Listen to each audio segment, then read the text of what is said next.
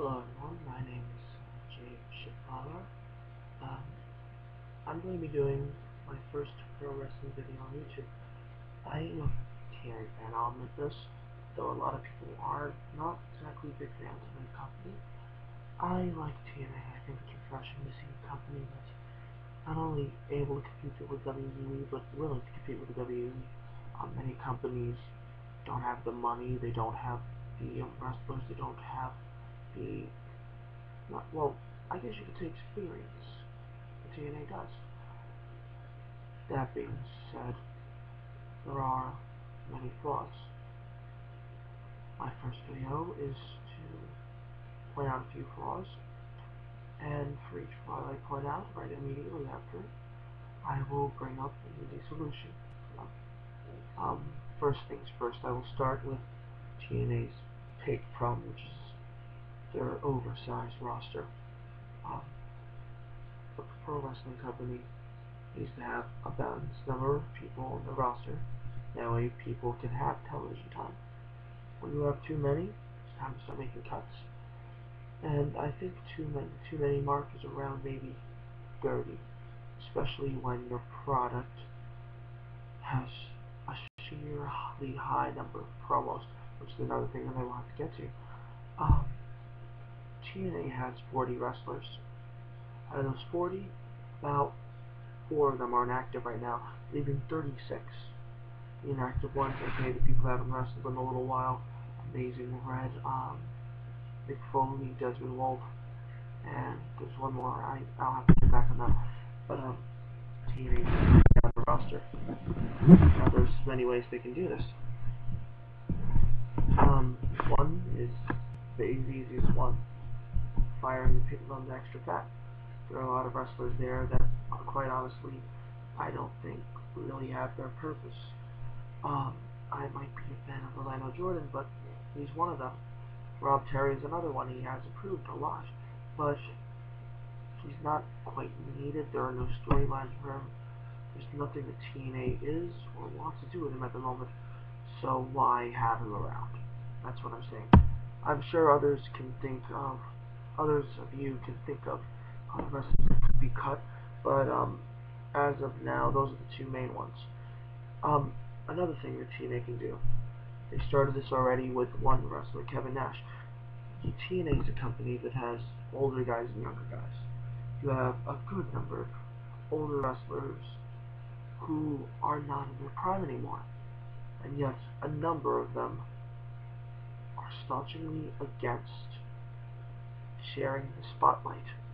Kevin Nash was a huge example of this.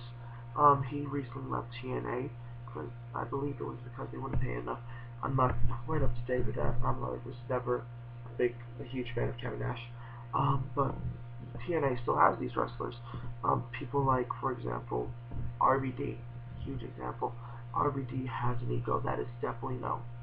And for a guy who uses a certain number of moves per match, whose matches are very repetitive and really are not as good as they used to be, you shouldn't be stealing the spotlight from guys who can perform much better than you. I mean, everything should be done for the sake of the company, not for the sake of the individual. I mean, you tell that to RVD, you can tell that to Sting. Those are two prime examples of that. There are also a number of, these two have very high contracts. Sting is reportedly being paid $1 million. With that, you could hire a good number of indie wrestlers for the X division. I will address that later. With also, now what I'm trying to say is that the older wrestlers who refuse to share the spotlight, refuse to help to do things for the sake of the company, though it sounds mean, they should be either cut, their paychecks cut, something like that. There's quite a few of them I know with a cut paycheck. When you're getting paid $1 million, I don't think you're going to accept something less than that. But there are people who have their paychecks cut in half. Eric Young, prime example, he had his paycheck cut in half for the company, so he could stay in the company that he was with since almost the very beginning. Now that's my first point. Now I'm not saying this take away all the older wrestlers. You have people who are obviously not only willing to share the spotlight, but they still have a lot left in them. You have people like Kurt Angle. You have Rhino. The best example, in my opinion, is Stevie Richards. Most of his career was jobbing to younger guys. He gave up so much for the younger wrestlers.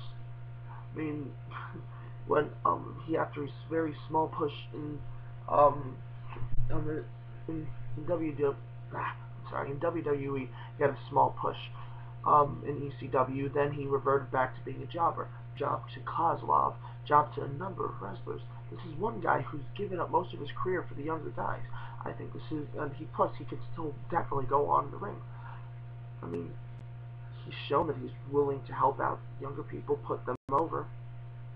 I mean, why not keep him a little while longer? At least give him that extra moment of glory if he still could put on a good match too.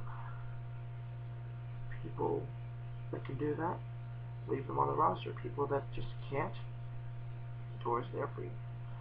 Now, number 2, bring back what was the most memorable thing about TNA.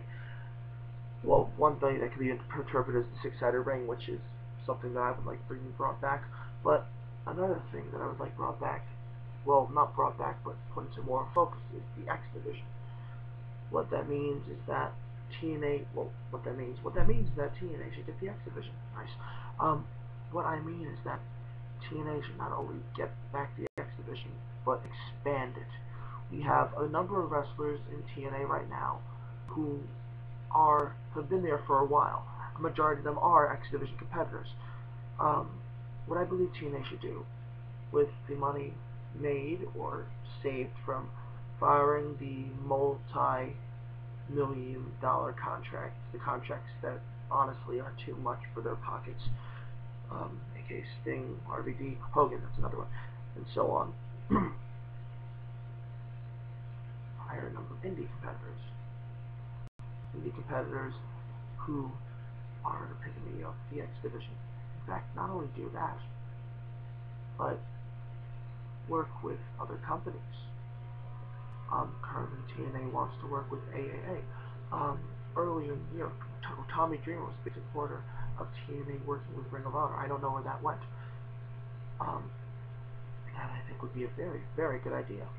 You have people from, Ring of Honor, you have Roger Strong, Titus O'Neil,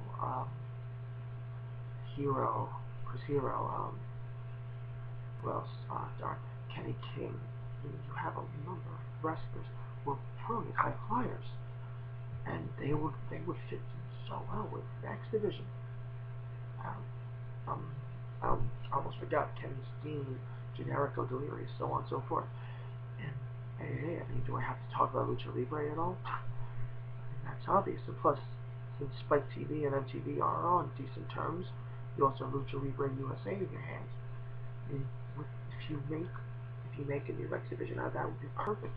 Just TNA Explosion is one show that could be turned into an X Division show. I mean, it is called Explosion. Ta-da! With that show, you can definitely build up the X Division. Maybe instead of having an hour and a half, 2 hours, that would really help out. But actually, even an hour would work. The original TNA, way back when, was only an hour, and yet their X Division, people were stay tuned for it. With one solid hour, you could do so much.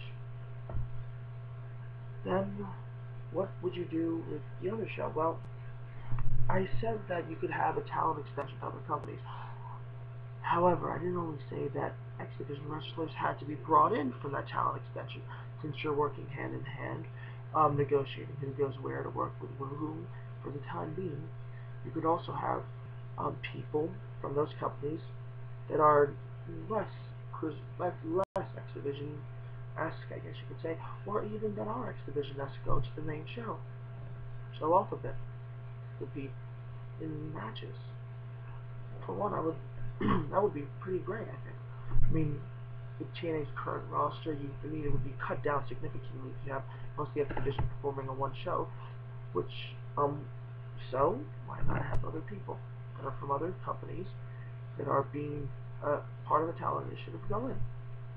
And not only that, but also something that I forgot to mention. The X Division show, Explosion. Why not use Explosion as a stepping stone of sorts? You have younger guys who definitely could be future main event material. Doug Williams, for example, though he's not the prime example of the X stereotype X Division wrestler, he was one of the best heels of the X Division in the past year or so. And the only other good one was Homicide, but Homicide was cheered by the crowds. At least Doug Williams actually booed. And plus, he's anti-X Division. What more could you want for a heel for the X Division? I mean, come on. And plus, Doug Williams is one of those wrestlers who could also work with the heavyweight show. I mean, no one says anyone has to be exclusively for a show, though obviously there would be a few, aka Amazing Red, Machine Guns, so on and so forth. But wrestlers like AJ Styles, Samoa Joe, Kurt Angle, heck, even Jay Lethal, they can move on to both shows. Why not? I mean, if you want to expand the show, you want to expand the popularity, you might as well stretch the border between both. As for the knockouts, have them appear, in my opinion, though since you have a lot more space on the main show, they should appear on the main show. And with that in mind also, why not have a talent relation with none other than Shimmer? I mean, ROH and Shimmer work hand in hand constantly. And if TNA could work with ROH, why not? Why can't ROH, Shimmer, TNA? It would be a great triangle of wrestlers. I mean, imagine matches Tara versus Death Ray. Awesome Kong's return. Mickey versus Awesome Kong.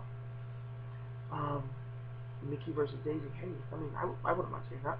But, you know what I mean? That would be really a great thing for TNA to do. Next thing to do. TNA has a show called Reaction. If you don't know it, it's all promos, and it's one of the most entertaining things about TNA. Which leaves the question of why do you have almost an hour and 15 minutes devoted to promos on the main show? You have a show after it's devoted to promos. Why have all the promos stuffed into the show that should have wrestling? Which is why I think that Reaction itself should be, well, not only all promos, but a lot of promos that are supposed to be, that are on the main show, should be moved to Reaction. I'm not saying that everything should be, I'm just saying a lot of them should be. I mean, promos before matches, such as the very fun Mr. Anderson promo when he was after De Niro got injured, when Mr. Anderson became the Pope. That one's one of them that should air right on the show. Things like people backstage, or all the backstage segments that take so much time.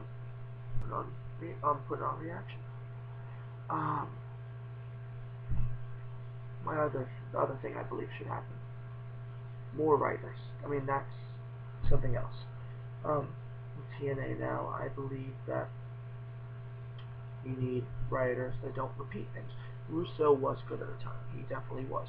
I mean, without Russo, there probably wouldn't be an Attitude Era. That's definite.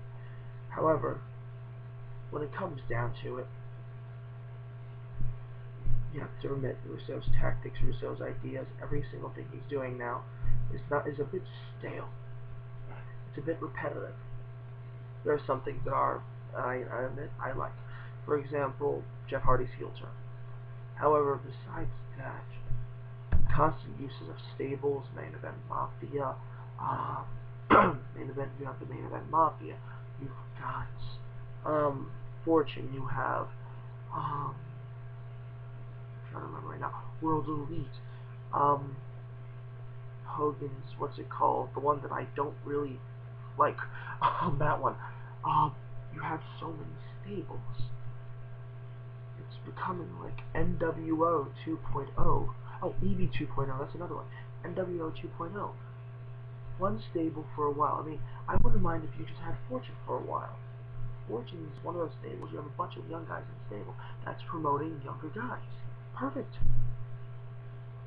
Also, another thing that TNA should focus on, which they have been focusing on, I'm very happy. Do not forget about the tag division. TNA's tag has a number of very, very good tag teams. The current tag team champs are one of the best tag teams ever, in my opinion. Motor City Machine Guns, Beer Money, Generation Me,